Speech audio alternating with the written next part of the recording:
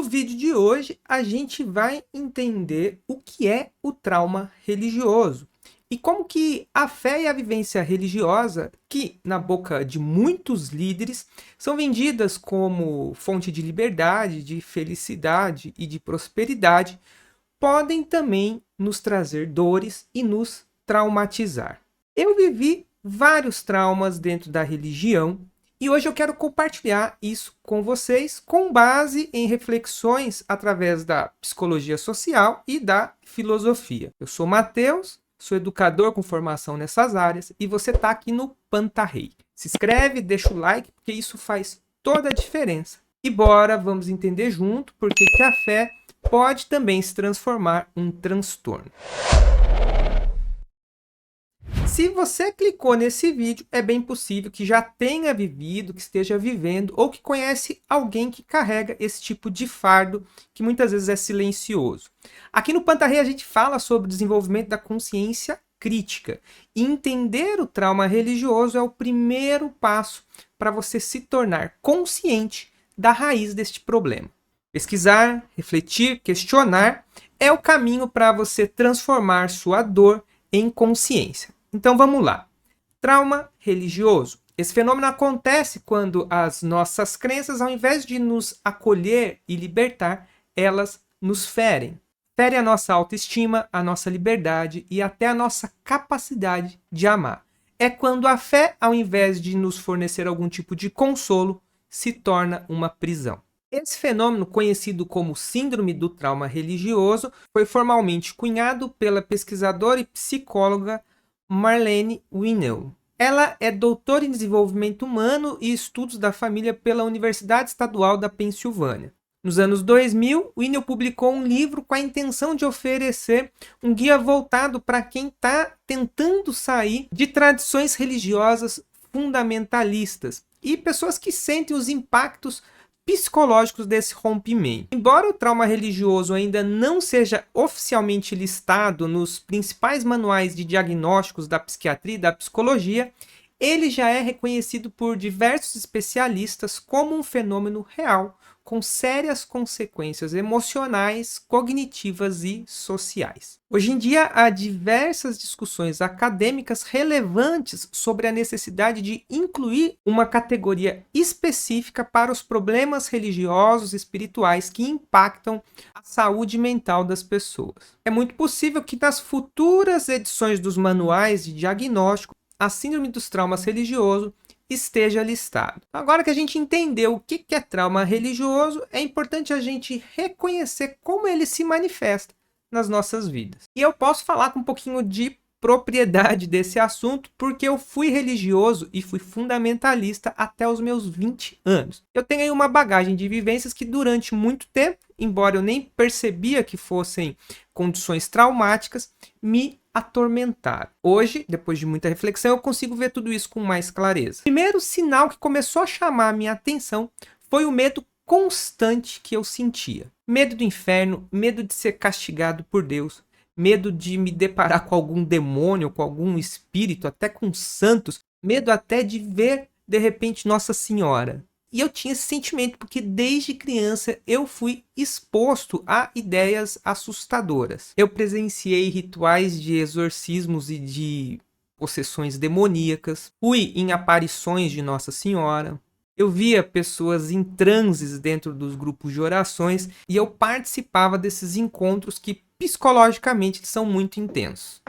Tudo isso moldou minha visão de mundo e minha condição psicológica. Um segundo impacto foi as amizades.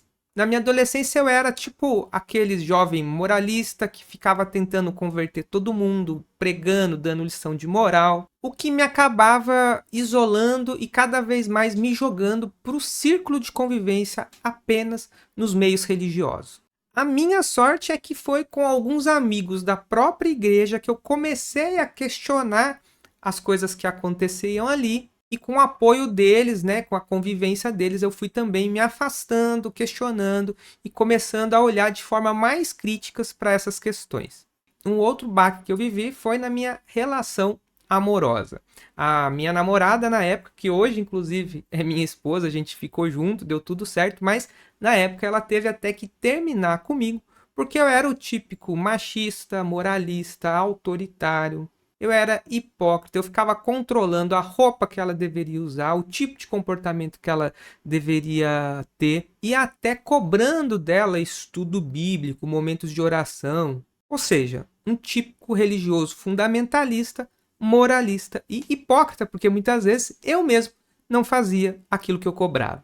Isso me deixou sozinho por alguns anos e isso me fez refletir muito sobre a influência que essas questões tinham na minha personalidade. Estes são alguns exemplos rápidos para eu ilustrar aqui no vídeo, mas eu tenho plena consciência que o meu caso nem é dos piores. Pesquisando um pouco sobre o tema, eu listei aqui os principais sintomas que o trauma religioso podem causar: ansiedade, depressão, pensamento de morte e angústia, dificuldades cognitivas, isolamento social, sentimento constante de culpa, perda da identidade, baixo autoestima e abusos emocionais. Alguns desses eu sentia e eu também expressava, né? E se você se identifica com algum desses sintomas, eu quero indicar para você um outro vídeo que a gente fez aqui no canal chamado Medo Religioso.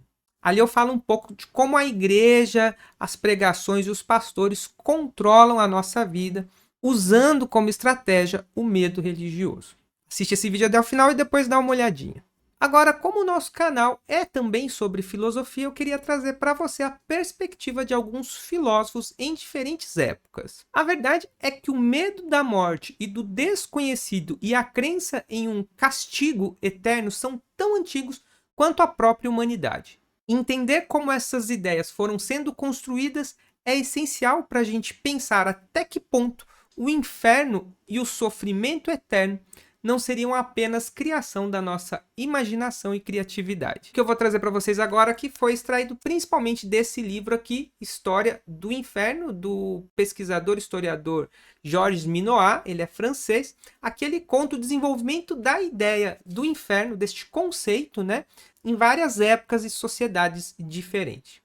Uma leitura que pode te ajudar a pensar sobre a sua condição atual e sobre as suas crenças em castigos e punições enviadas por Deus. Mas vamos lá, eu separei aqui pra gente, né, algumas ideias de alguns filósofos. O filósofo Heráclito via o mal como parte do equilíbrio do universo, ou seja, experiências boas, experiências ruins faz parte da vida. E a nossa ideia de mal vem das nossas experiências ruins, desagradáveis, que a gente passa no decorrer da nossa vida.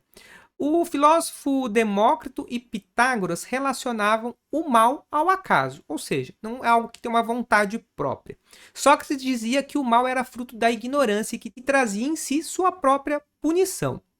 Já Aristóteles nem cogitava que o inferno pudesse existir. Para ele, a infelicidade vinha dos valores mal construídos. Epicuro acreditava que os deuses não se importavam com os seres humanos, logo, não haveria nenhum tipo de julgamento. Os filósofos estoicos, como Sêneca, consideravam a morte como um retorno ao nada.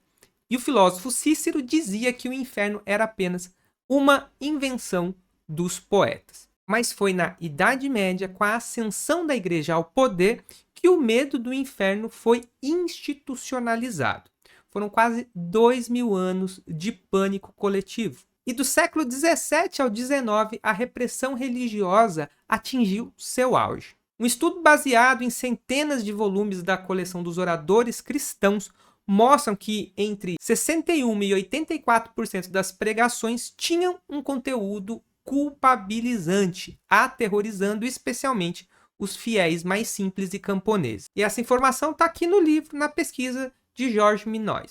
Mas foi no fim do século XIX que Freud, criador da psicanálise, começou a tratar pacientes que sofriam neuroses e histerias ligadas à religião. Para Freud, a religião era uma neurose obsessiva e coletiva, uma ilusão nascida do desejo de segurança, mas que muitas vezes causava o oposto, um desequilíbrio psíquico, dor e sofrimento. Bom, se você tem fé, tem uma religião ou uma espiritualidade, participa de ritos ou de comunidades religiosas, mas se identificou com muitas coisas que eu trouxe aqui, eu te digo de coração, a verdadeira espiritualidade deveria te libertar e não te aprisionar em traumas e medos. Se esse conteúdo aqui fez sentido para você, compartilha com alguém que precisa ouvir isso. Inscreva no canal Pantarrei, me acompanhe no Instagram Crítica. Valeu por ter ficado até o final. Até o próximo vídeo aqui no Pantarrei.